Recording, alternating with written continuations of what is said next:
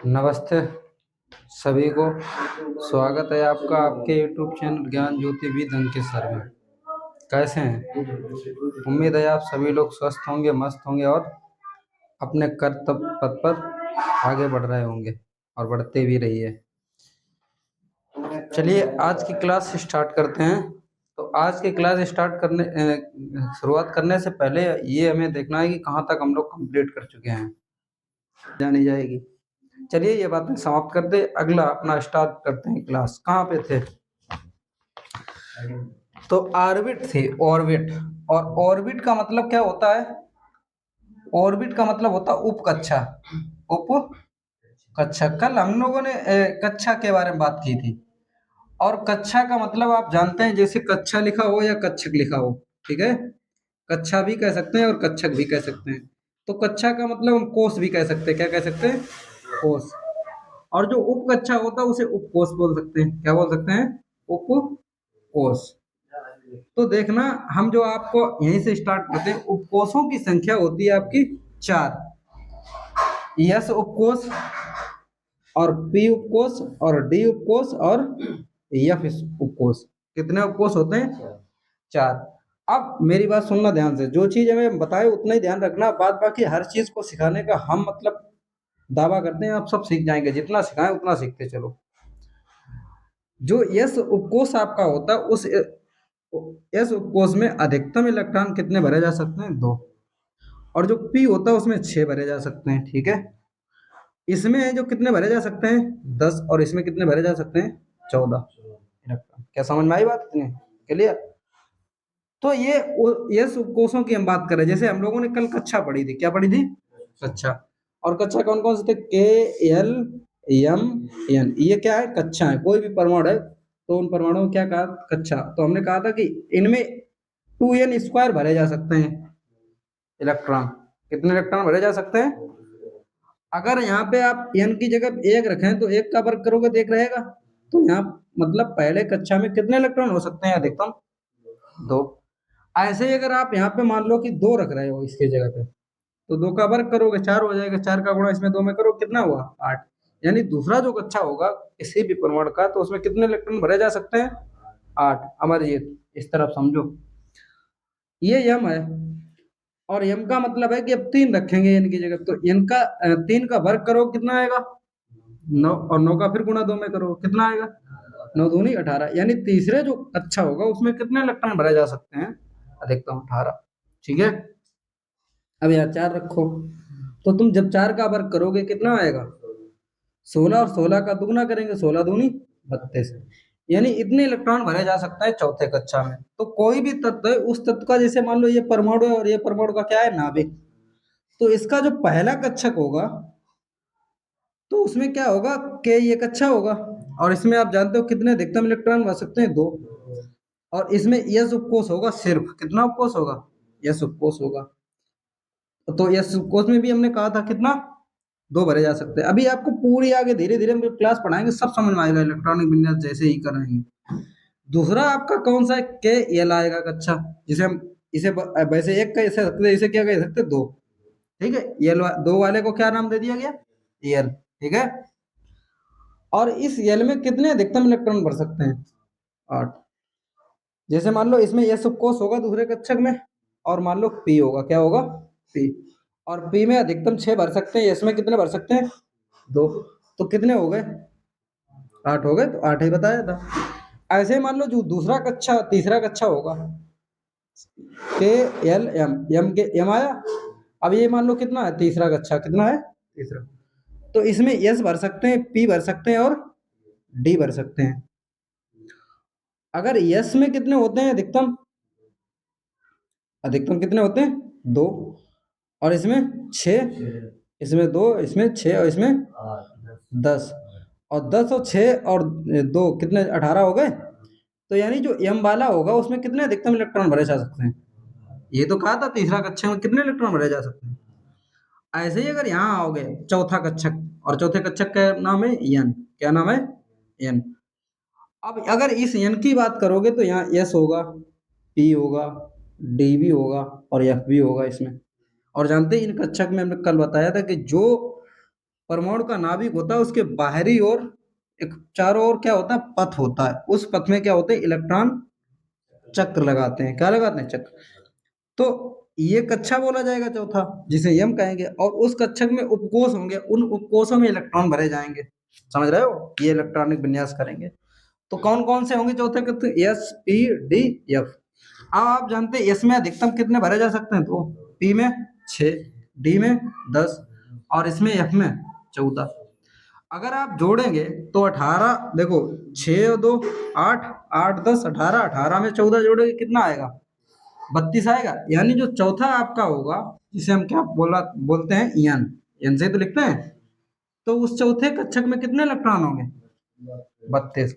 ऐसे ही आपकी आवर्त सारणी है। तो जो आपका पहला वर्ग है, आवर्त सारणी, तो पहला जो आवर्त है उसमें हाइड्रोजन होगा और इधर हीलियम होगा, सबसे इधर लास्ट में, क्योंकि ये अक्रिय गैसें हैं। तो 2 इलेक्ट्रॉन यहाँ है, मतलब एक अधिकतम यहाँ भरा जा सकता है, ठीक है। और यहाँ कितने, इसका 2 है। तो क्या कर सकते हैं कि जब ऐसा करते हैं पहले आवर्त में, तो जब उसमें टोटल इलेक्ट्रॉनों की संख्या जोड़ी जाती है इन वाले तत्वों को, तो उनके बाहरी कक्षा में इलेक्ट्रॉन 2 ही होते हैं, पहला एक अच्छा होता। ऐसे दूसरा होता है, उसमें अधिकतम कितने इलेक्ट्रॉन भर सकते हैं दूसरे आवर्त में, या दूसरे कक्षक की बात करेंगे तो 8। ऐसे तीसरा जब आएगा, ऐसे हम, अगर आपके पास वो होती पीरियोडिक टेबल, हम पूरा पूरा तुम्हें डिटेल से बता देते, सब समझ में आ जाता। लेकिन जिस दिन आएगी उस दिन हम पूरा तरीके से बता देंगे, ठीक है, कोई दिक्कत वाली बात नहीं। तीसरे में कितने भर सकते हो, 18। ऐसे इसमें कितने भर सकते हो, चौथे 32। सॉरी, ऐसे मतलब एक मिनट, 2 2 ऐसे चलता चला जाएगा हाइड्रोजन, गलत हो गया। पहले 2 2 आएगा, फिर 8 8, फिर 32 32, 18 18, ऐसे ऐसे चलेगा, 54 14। समझ रहे हो, ये थोड़ा गलत होगा। वहाँ एक जैसा प्रोडक्ट टेबल होती, वहाँ एक जैसा होता, क्योंकि 32 32 दो में है और 8 8 3 में, शायद ऐसे ही है कुछ, ठीक है। फिलहाल इन चीजों को तुम समझ पाओ, इतना समझ गए। तो जो कल हमने कक्षा पढ़ी थी, क्या पढ़ी थी, कक्षा किसे बोलते हैं, कल बताया था कि जो परमाणु का नाभिक होता है उसके चारों ओर एक पथ होता है, यानी रास्ता होता। उसी रास्ते में क्या होता है, उसी को हम बोलते हैं कक्षा। और इन कक्षों में क्या होते हैं, इलेक्ट्रॉन। इसी को क्या बोलेंगे, कक्षा। अब कक्षकों में या कक्षा में उपकोष होगा, कक्षा को उपकोष भी बोल सकते हैं।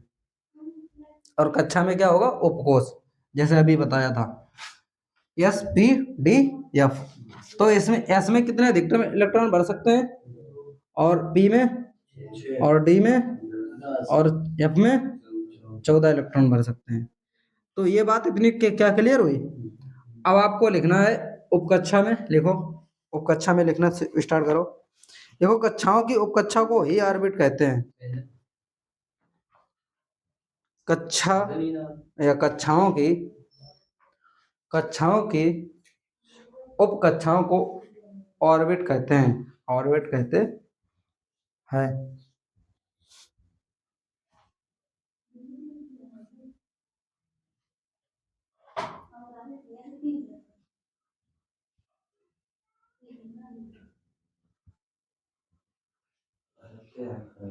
लिख लिया अपना, ठीक है, अच्छी बात। अब लिखो अगला, ये आप उदाहरण लिख लो इनके। देखो, उपकक्षा में लिखो उदाहरण डाल के, एस पी डी एफ, ऐसे चाहे ऐसे लिख दो, चाहे वैसे लिख दो।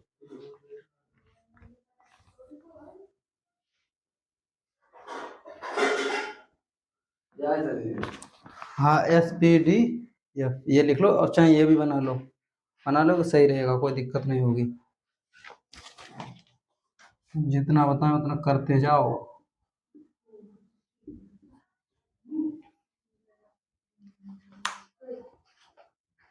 ये वाला कोड जो हमने बताया वो ध्यान रखना। क्या बताया था कि दुनिया जिसे कहते हैं जादू का खिलौना, जो मिल गया सो मिट्टी है, जो ना मिला वो सोना। याद रखना इस बात को, कभी मत भूलना। क्या कहा था, दुनिया जिसे कहते हैं जादू का खिलौना, जो मिल गया सो मिट्टी है, या वो मिट्टी है जो ना मिला वो सोना है।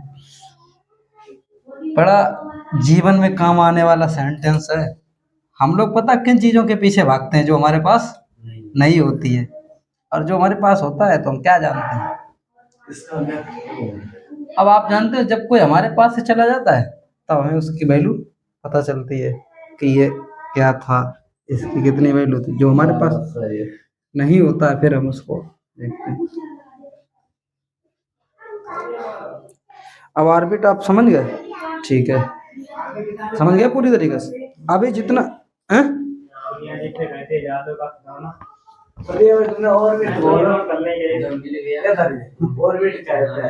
हाँ,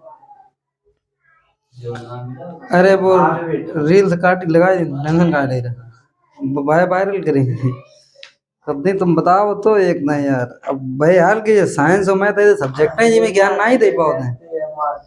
नहीं नहीं, हम हकीकत बताए दूसरे सब्जेक्ट हो तो हम परिवर्तन कर दें सबके अंदर, पर जे मैथ और साइंस ऐसे सब्जेक्ट हैं जे नहीं, ये नहीं बोल दे रहा हो कहा किसी को ज्ञान दे पाओ। बस ठीक है, अगली हेडिंग डालो। देखो एक हेडिंग और होती है जिसे इसे लिखना चाहो तो लिख सकते हैं या समझ लो, ऑर्बिटल। तो ऑर्बिटल को हम उपकोष उपकक्षाओं के उपभाग होते हैं ऑर्बिटल, इन्हें हम बाद में पढ़ेंगे, ठीक है। अगली हेडिंग डालो, मैं डालनी है संयोजकता। अगली हेडिंग डालनी है संयोजकता। संयोजकता जिसे बैलेंसी बोल सकते हैं।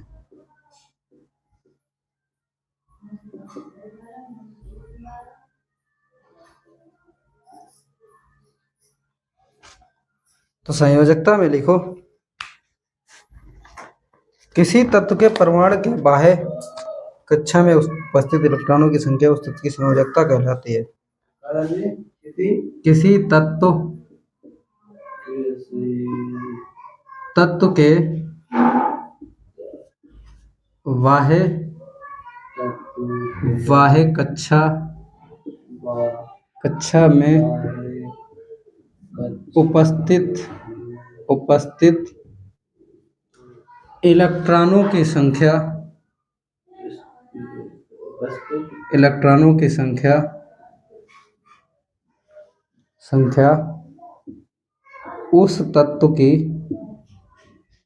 इलेक्ट्रॉनों की संख्या उस तत्व की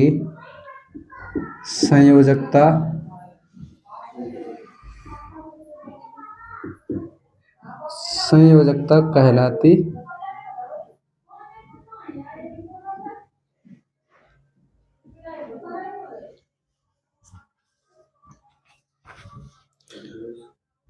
अब आप जानते हो इसमें उदाहरण में अगर लिखना चाहो जैसे आप कर सकते हैं, जैसे मान लो हाइड्रोजन है, हाइड्रोजन के बाहरी कक्षा में एक इलेक्ट्रॉन है। ऐसे ही आप मान सकते हैं कार्बन, तो कार्बन के बाहर कक्षा में कितने इलेक्ट्रॉन हैं? 4। ऐसे ही अगर मान लो आप सोडियम का परमाणु क्रमांक 11, इसके बाहर कक्षा में एक इलेक्ट्रॉन। जैसे मेरी बात सुनो, आप समझ रहे हो कैसे बाहर इलेक्ट्रॉन होते हैं। इतना लिखो, फिर समझो ध्यान से।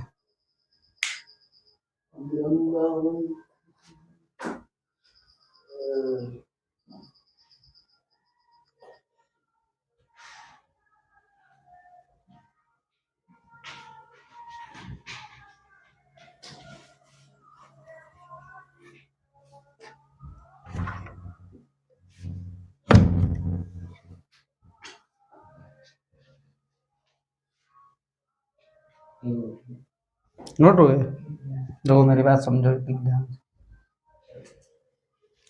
जैसे हाइड्रोजन का परमाणु क्रमांक कितना होता है? 1 होता है। तो अगर इस हाइड्रोजन का अगर आप इलेक्ट्रॉनिक विन्यास करोगे तो इसका अफबाउ सिद्धांत है तो 1s1 होगा। 1s1 कौन है ये?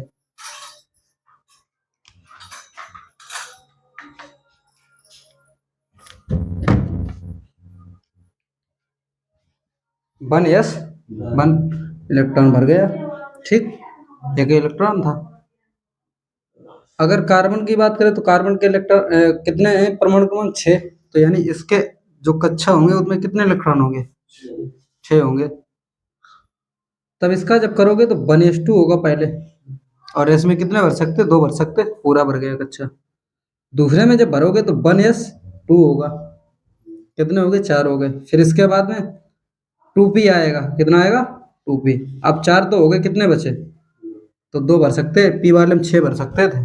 अब मेरी बात समझना यहाँ से, मान लो ये कार्बन का परमाणु है, किसका परमाणु है, कार्बन का परमाणु है, ठीक। कार्बन के परमाणु ये नाभिक है, इसके बाहर क्या है, कक्षा। तो हमने बताया था यहाँ यस होगा, और इसमें कितने अधिकतम भर सकते हैं, 2। इसके बाद में जो दूसरा कक्षा है, इसमें यस होगा और क्या होगा, पी। तो यस में कितने भर सकते हैं, 2 भर दिया, क्योंकि ये वाला कक्षा पूरा हो गया पहले वाले, और पहले वाले कक्षक में हमने बताया था के है, उसमें अधिकतम कितने इलेक्ट्रॉन भरे जा सकते हैं, 2। और यस उपकोष भी बोल सकते हैं, तो इसमें भी 2 भर चुके हैं। तो इसका खेल खत्म हो गया। अब जो बचे होंगे वो दूसरे कक्षा तो आएगा, दूसरे कक्षा में 2 भर दिए। अब यहाँ कितने भरने हैं, 2। अधिकतम 6 भर सकते हैं, लेकिन 2 ये हो गए, 2 ये 4, और भरने तो तुम्हें 6 ही दें।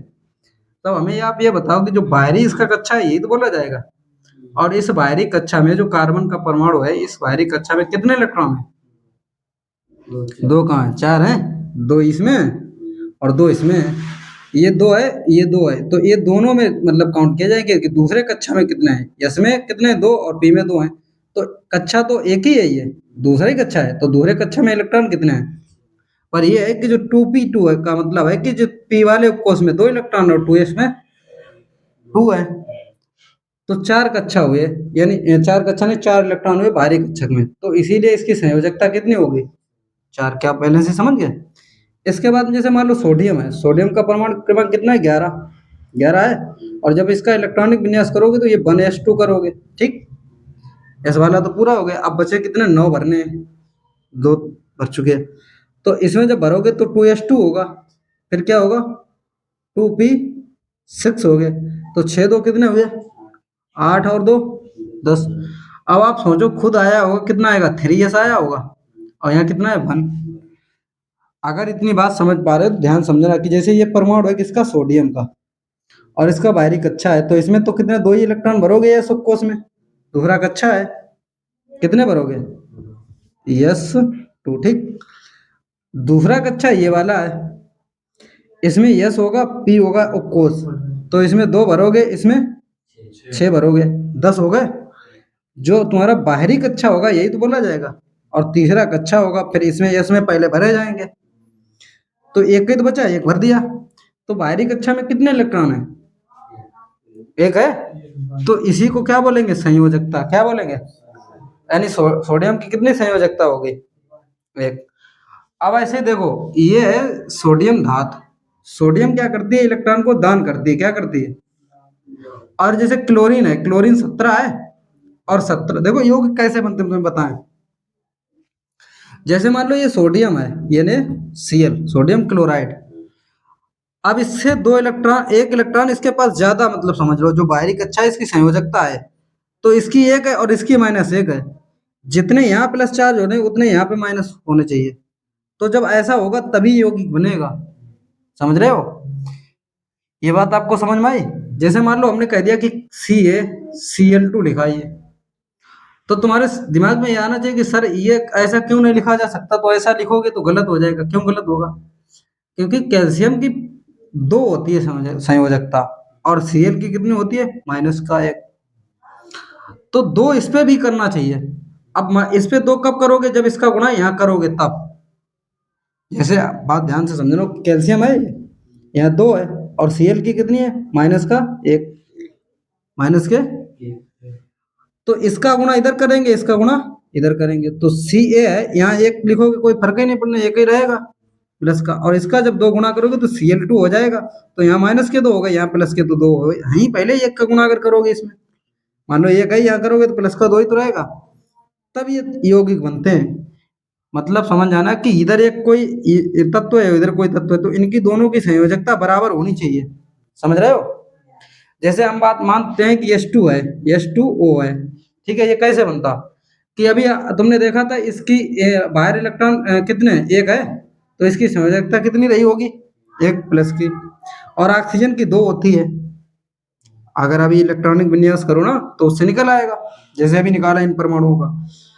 तो क्या करना है, इसकी 2 है तो इसकी भी तो 2 करनी पड़ेगी, इसलिए इसमें 2 का गुणा इधर हो जाता है। और ऑक्सीजन तो जानते हो इसकी 2 हो ही, बगैर पैसे कहे, तो तब H2O बनता है, समझ रहे हो? हर यौगिक कैसे ही बनेगा।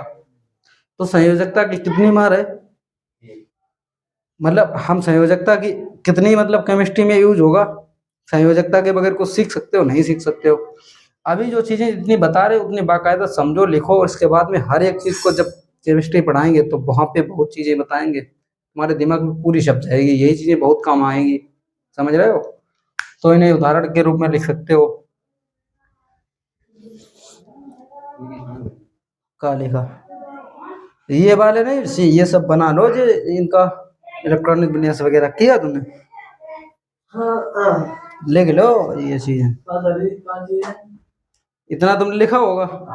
अब इसका इलेक्ट्रॉनिक विन्यास ये है, इसका कार्बन का ये इलेक्ट्रॉनिक विन्यास है, सोडियम का इलेक्ट्रॉनिक विन्यास ये है, यहाँ कार्बन डाल लेना और कार्बन का ये परमाणु दिखा देना, ये सोडियम का परमाणु दिखा देना और ऐसे बना लेना, समझ रहे हो? तो इतना लिखो। जो चीज समझाए उस चीज को जब तक चित्रों के माध्यम से नहीं समझोगे फिर तुम्हारे निकल जाएगी, अभी समझ में आएगा बाद में, फिर दो दिन के बाद जैसे में लिखा नहीं तुमने, हाइड्रोजन का संयोजकता एक होती है, कार्बन की 4 होती है। क्यों होती है? क्योंकि इसके बाह्य कक्षा में इलेक्ट्रॉन इतने होते हैं, जितने बाहर होंगे उतने उसकी संयोजकता होगी।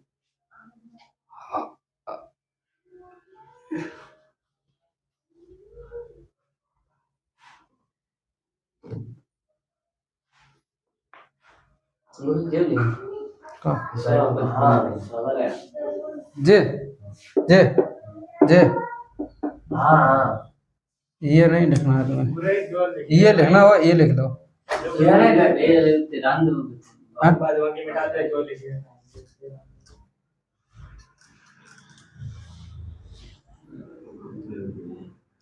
लिखिए तो सब कुछ है तो तुम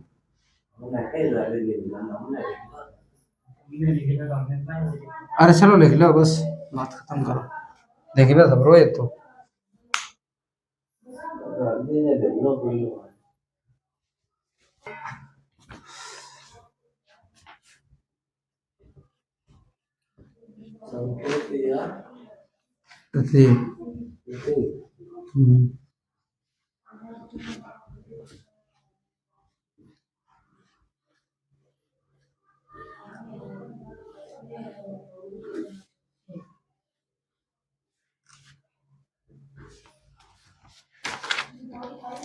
संकेत या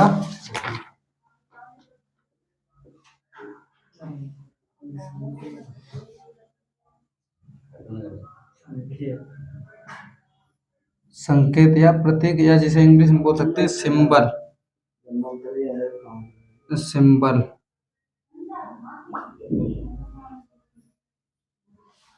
सिंबल लिखो इसमें।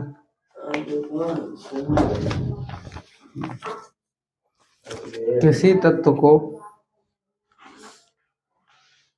प्रदर्शित करने के लिए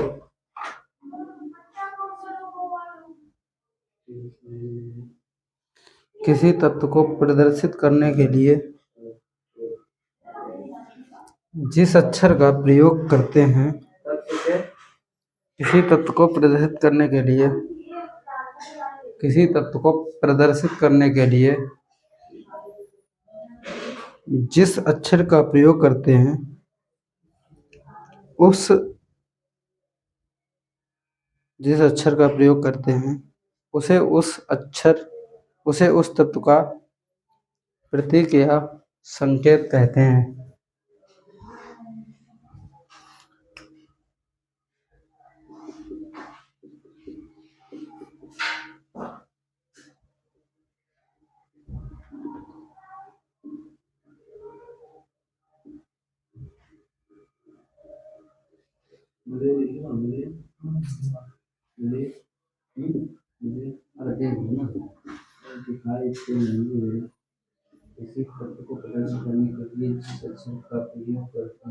उसे उस तत्व का संकेत या प्रतीक कहते हैं।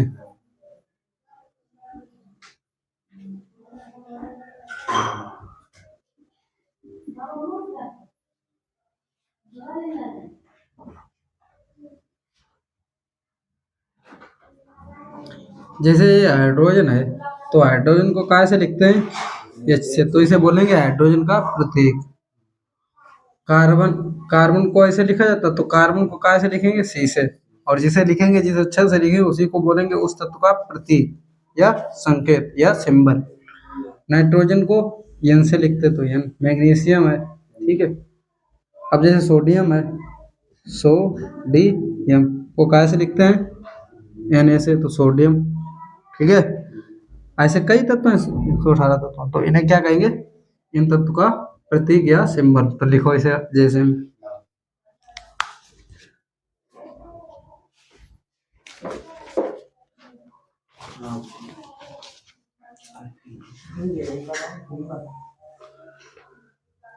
हाँ सिंबल में लिखाया था, संकेत या प्रतीक तो लिखाया है, इसमें नहीं लिखाया।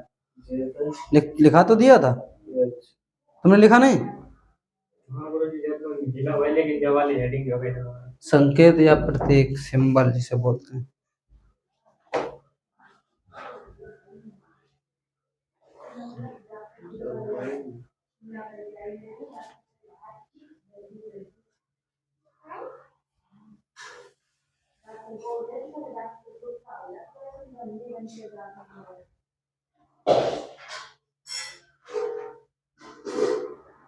चमक बहुत है किसकी, हाँ।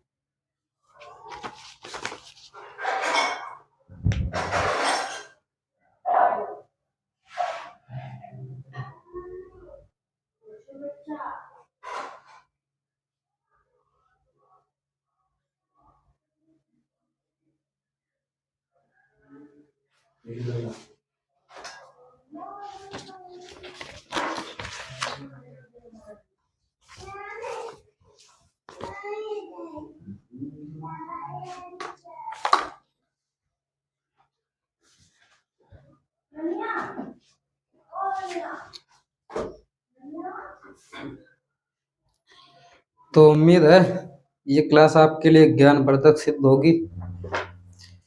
और अगर आपको क्लास अच्छी लगी, बेहतरीन लगी, आपके लिए महत्वपूर्ण है, तो वीडियो को लाइक करें, चैनल को सब्सक्राइब करें और बेल आइकन भी दबा दें, ताकि आपको अगले वीडियो की नोटिफिकेशन आप तक पहुंच जाए, मिल सके।